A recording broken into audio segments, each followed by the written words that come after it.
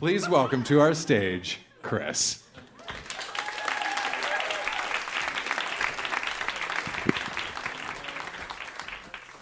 That's about right, yeah. Test. All right, so this entry was written November 3rd, 1996, so I was 15 years old, and I even put the time, it was 1:43 a.m. Tonight, on television, I saw a movie called Red Shoe Diaries.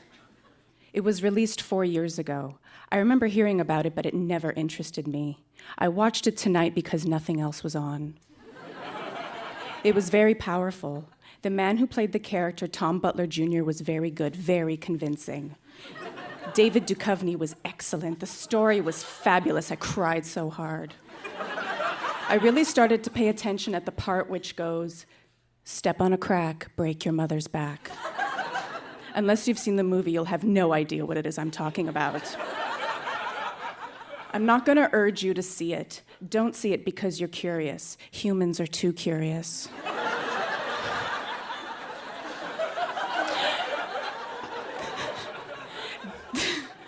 Don't see it because I liked it. Get an opinion of your own. I don't care for what your reasons would be. You probably shouldn't see it unless you're sexually mature. I've changed since I first bought this journal. I was a stupid, naive little girl. I was only 12 years old. Now, I may not be an adult, but I know a shitload more. Now, I'm a 15-year-old brat. I no longer giggle and act stupid around guys. I no longer dream of fame and fortune. I now know life is not a shopping spree. Reality used to be a friend of mine.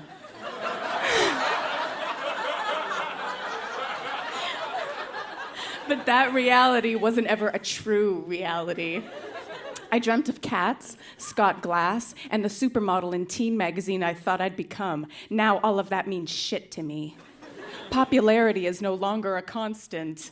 And I'm not just saying this because I saw this wicked movie. I finally realized what the meaning of life is. Our purpose is to act rejected as kids, then grow up, see how stupid we were, learn from our past geekness, and act cool. But that's only the Homo sapien purpose. Only human arrogance suggests that humans are the only ones with purpose. The dolphins and whales and porpoises and seals must have a purpose also. They'll probably take over the earth in 3,000 years, annihilating mankind violently and feeding off our bone marrow, or whatever. I'm just talking bullshit. I still like Michael Jackson, but my obsession with him was bullshit too. There was a time when I would have died for him, but he's not worth it. I know that now. He's stuck in a fantasy land full of lollipop skyscrapers and fairy senators and ladybugs on parade. He's a good musician and entertainer, but he's just so weird. His music is becoming weird too. Did I ever mention that he and Lisa Marie got divorced? Whoop-de-doo. I really don't care anymore about anything except my education and my stories. I still love writing stories. I'm writing one right now. I haven't decided on a title. Perhaps Dive into the Ocean. Or Tears on My Pillow. Or Crying in My Sleep.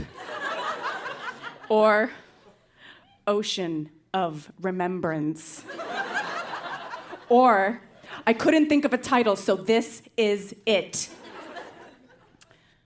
Why don't I just shut up right now? Have you ever had Cadbury fingers? Not real fingers, exclamation point. They're cookie sticks covered with milk chocolate. They taste like heaven. If heaven was something tangible and you could eat it, if there is a heaven, but I don't know what heaven tastes like, so I can't compare Cadbury fingers to a place that probably doesn't exist. Religion was created by dim-witted Neanderthals who couldn't accept the fact that they didn't know why they were created. Humans used to be chimps. Accept it. Thank you, Darwin. I have a bad cough. It does not hurt when I swallow. It does not hurt when I breathe. I do not have the chills. I do not have a runny nose. I do not have a fever. I have a bad cough. I dare you to invent a cure for the common cold. Come on, I dare you, exclamation point. Has a cure already been discovered? I doubt it. Colds have been around for millions of years. It can't be cured in just 50 years of antibiotics, or can it? I'm just rambling, trying to make you answer some of life's really tough questions.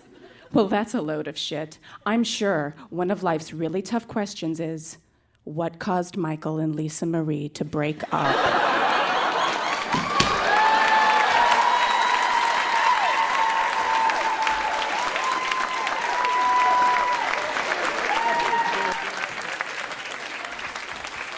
One more time for Chris.